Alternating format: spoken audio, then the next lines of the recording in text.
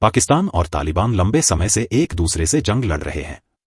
हालांकि ये दोनों हमेशा से एक दूसरे के दुश्मन नहीं थे। 2021 तक जब तालिबान ने काबुल पर कब्जा किया तो पाकिस्तान ने इसे अपनी जीत के तौर पर प्रमोट किया।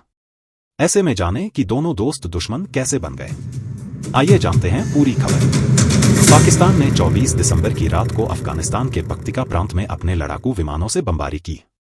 इससे अफगान तालिबान भड़क गया और पाकिस्तान को अंजाम भुगतने की धमकी दे डाली। तालिबान ने दावा किया कि पाकिस्तानी लड़ाकू विमान की बमबारी में कम से कम 46 आम अफगानी मारे गए हैं, जिनमें महिलाएं और बच्चे शामिल हैं। उसने पाकिस्तान के इन हवाई हमलों को जेनोसाइड और कंडेमनेबल बताया और इसे सॉवरेनिटी का वायोलेशन करार दिया। तालिबान की इस्लामिक अमीरात सरकार ने एक बयान जारी कर कहा, अफगानिस्तान के इस्लामिक अमीरात के विदेश मंत्रालय ने दोपहर में पाकिस्तान एम्बेसी के प्रभारी को तलब किया और डूरंड रेखा के पार ठीक सीमा के पास पख्तिका प्रांत के बरमल जिले में पाकिस्तानी एयरफोर्स द्वारा बमबारी के खिलाफ कड़ा विरोध पत्र सौंपा। अभी तक पाकिस्तान के विदेश मंत्रालय ने सेना की ओर से कोई टिप्पणी नहीं की है। पाकिस्तान ने इस साल किया दूसरा हवाई हमला। यह मार्च के बाद दूसरा हवाई हमला था जिसे पाकिस्तान ने अंजाम दिया है। पाकिस्तान का दावा है कि उसने तहरीक तालिबान पाकिस्तान (TTP) के ठिकानों पर हमला किया। हालांकि तालिबान का दावा अलग है। TTP को पाकिस्तान तालिबान के नाम से भी जाना जाता है। ये न केवल पाकिस्तानी सेना को बल्कि पाकिस्तान में चीनी हितों के खिलाफ भी हमले करते हैं। TTP ने पाकिस्तान के खैबर पख्तूनख्वा के कई बॉर्डर डिस्ट्रिक्ट्स पर कब्जा भी किया हुआ है। चीन ने दी थी पाकिस्तान को धमकी।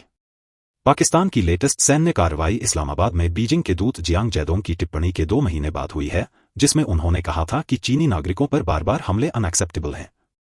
ऐसा लगता है कि चीन का पेशेंस खत्म हो रहा है, क्योंकि उसका आयरन ब्रदर अरबों डॉलर की चीन पाकिस्तान इकोनॉमिक कॉरिडोर (CPEC) में लगे अपने सिटीजन की सिक्योरिटी करने में इनकेपेबल है। एक दशक पहले CPEC प्रोजेक्ट शुरू होने के बाद से कम 21 चीनी सिटीजन की जान जा चुकी है। ये हमले TTP और बलूच फ्रीडम फाइटर ने किए हैं। TTP और तालिबान कितने अलग? TTP और तालिबान एक ही सिक्के के 2 पहलू हैं। 2021 में काबुल के फॉल को Pakistani spy agency inter services intelligence (ISI) की जीत की तरह देखा गया था। इस जीत का जश्न मनाने के लिए तत्कालीन ISI chief lieutenant general Faiz Hamid खुद काबुल गए थे और कहवा पीते हुए पत्रकारों के सामने जीत के अंदाज में फोटोग्राफी करवाई थी। हालांकि किसे पता था कि पाकिस्तान को इस कहवे की भारी कीमत चुकानी पड़ेगी। TTP का उद्देश्य क्या है? पाकिस्तान तालिबान का गठन 2007 में पाकिस्तानी आर्मी से लड़ने के लिए किया गया था, लेकिन यह अफगान तालिबान का आइडियोलॉजिकल ब्रदर बना हुआ है। TTP का उद्देश्य पाकिस्तान सरकार को उखाड़ फेंकने और शरिया कानून को लागू करना है, जिसे तालिबान समर्थन करता है। इसके नेताओं ने पाकिस्तान में एक इस्लामी खलीफा बनाने की भी बात की है। इस साल की शुरुआत में संयुक्त राष्ट्र की एक रिपोर्ट में कहा गया था कि तालिबान TTP के उद्देश्यों के प्रति सिंपैथी रखता है और TTP सदस्यों को बॉर्डर से दूर रिलोकेट करने की पेशकश जैसे कुछ उपायों को छोड़कर सीमा पार TTP हमलों को रोकने के लिए पाकिस्तान के बार-बार रिक्वेस्ट की परवाह नहीं करता है। TTP को क्यों नहीं छोड़ रहा तालिबान? अफगानिस्तान में TTP को शरण देने के अलावा कुछ तालिबान सदस्यों ने कथित तौर पर पाकिस्तान पर हमला करने में TTP का साथ दिया।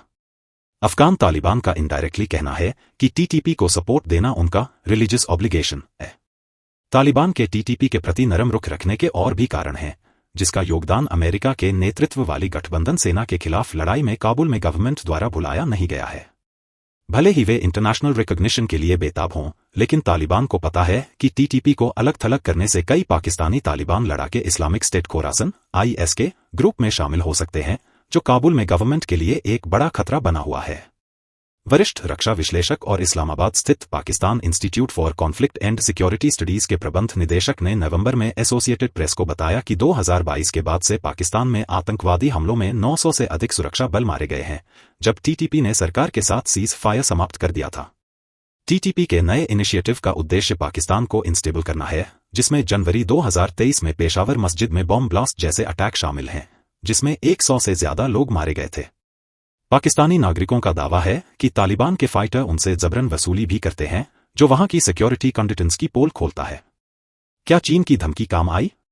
अक्टूबर में पाकिस्तान में चीनी राजदूत जियांग जेडोंग ने चीनी सिटीजन पर बार-बार होने वाले हमलों को अनएक्सेप्टेबल करार दिया था और इस्लामाबाद से उनके लिए सिक्योरिटी मेजर्स को मजबूत करने और चीन विरोधी एलिमेंट्स पर नकेल कसने का हुक्म दिया था।